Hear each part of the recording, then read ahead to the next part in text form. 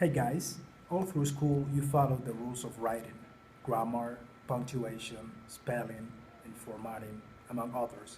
And those rules are good, but sometimes you need to work outside the rules. That's right, that's right. But before we get into that too much, what we're going to start with here is a little exercise. Find and correct any errors you can see in this passage. Feel free to pause the video if you need to.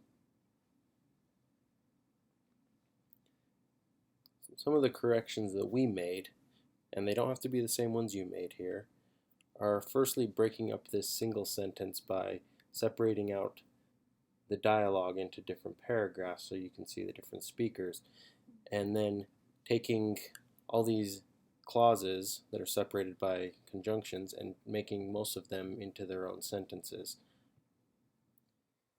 In example number 2, you'll do the same thing, only you may notice some differences in the types of errors you see.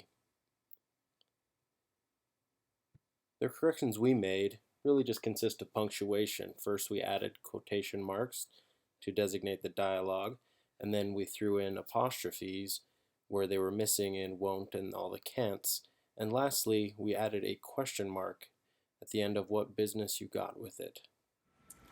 Okay guys, we have a confession to make. We didn't actually use our own examples. Yeah, those ones were taken actually from a couple guys who they're fairly well known.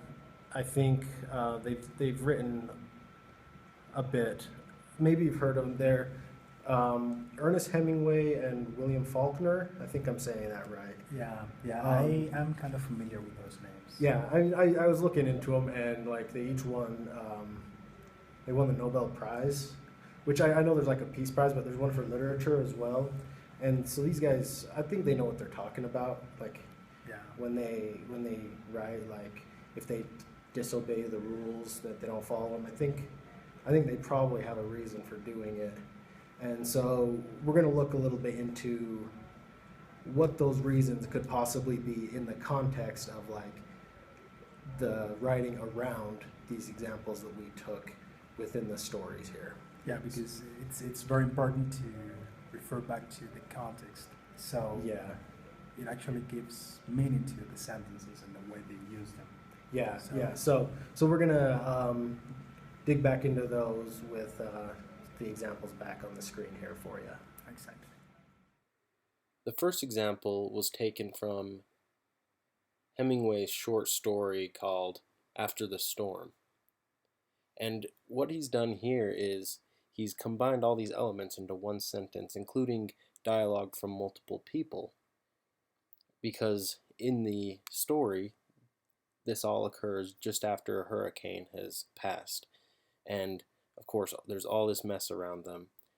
There's that idea of the storm sort of tossing everything together and around each other. So all of these ideas get convoluted together. So that's why he pulls it together to make it all feel rushed and even a bit confusing the way a storm might. So his prose reflects sort of the mood that the story is creating. Example number 2 comes from The Sound and the Fury, a novel by William Faulkner. This is being told in this example by a character named Benji, who is a young man who is mentally disabled, and he can't really discern between past and present, really what's going on around him. So there's a lot of lack of clarifying, detailed punctuation, particularly with the period at the end of what business you got with it, because he can't tell really the intonation of questions, things like that. It just heightens the mood, kind of puts you in Benji's shoes in the little mistakes that are made in the prose. Okay, at the beginning of the video, we showed you a quote by Will Strunk.